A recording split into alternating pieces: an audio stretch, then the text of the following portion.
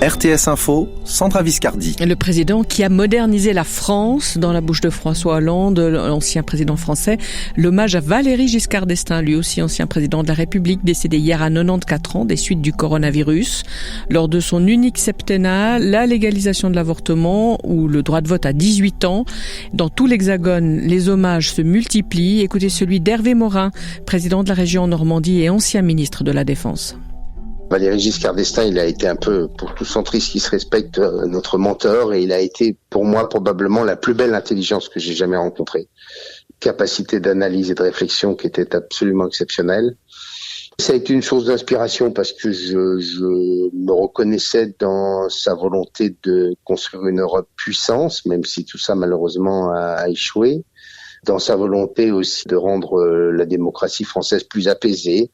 Et il a su, je crois, imprimer réellement un élan qui a été celui de mettre la société politique au diapason de la modernisation de la société française. Reconnu coupable de fraude, Jimmy Lai, le patron du tabloïd Apple Daily, a été placé en détention ce matin à Hong Kong. Après 3 dissidents, il est le 4e fer de lance du camp pro-démocratie à finir en prison ces derniers jours. Skier en Suisse cet hiver pour écouter 7 jours de quarantaine aux Français. Annonce hier du Premier ministre Jean Castex, des contrôles aléatoires pourraient être menés. C'est un nouveau coup dur pour les stations françaises situées à nos frontières. Elles espéraient profiter de l'ouverture des pistes côté suisse pour attirer le chaland, Adrien Krause. En France, la situation est claire. Depuis la semaine passée, les remontées mécaniques n'ouvriront pas cette fin d'année. Solution de dernier recours pour les fans de ski et de snowboard, traverser la frontière pour savourer une descente côté suisse.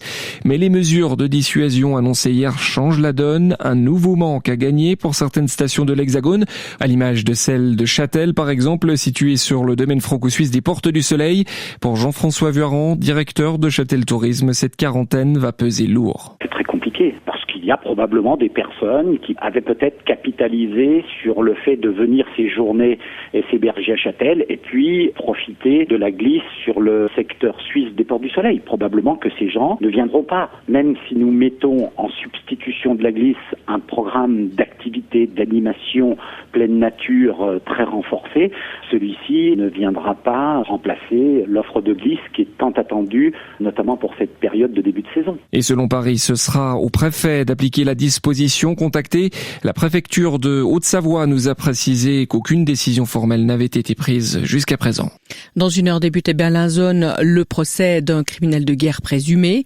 Cet ancien commandant sera jugé par le tribunal pénal fédéral pour violation de la loi de la guerre durant le premier conflit civil au Libéria.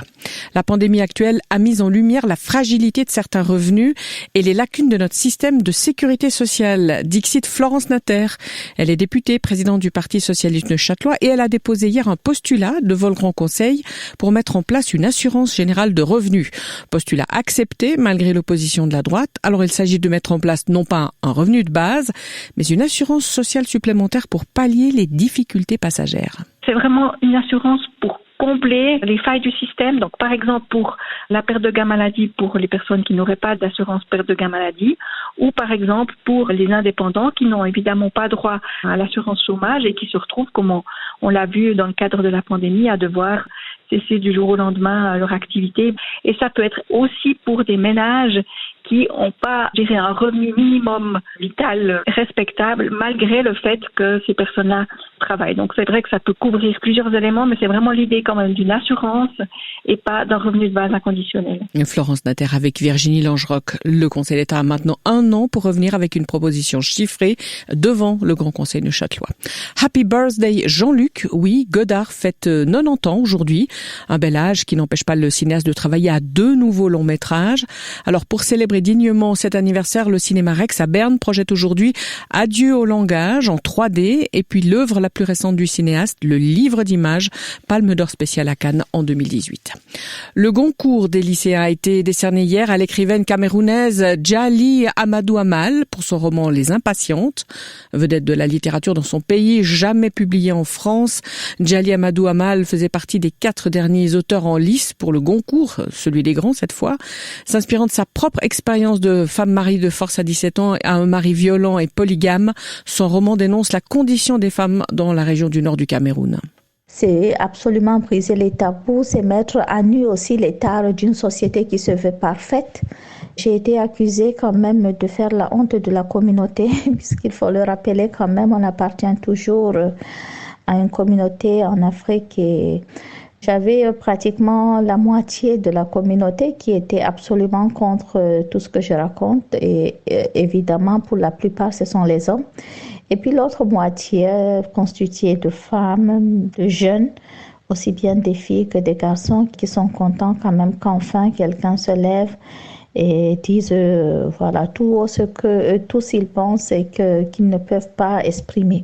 Des éclaircies ce matin, puis de plus en plus de nuages cet après-midi et les premières précipitations la nuit prochaine à partir du Jura. 4 degrés au maximum aujourd'hui, 2 demain avec des nuages et précipitations pour décorer le ciel, de la neige des 600 mètres, voire même plus bas selon les endroits. Et le fun du matin pour garder le Valais au sec jusqu'au soir. Espace 2.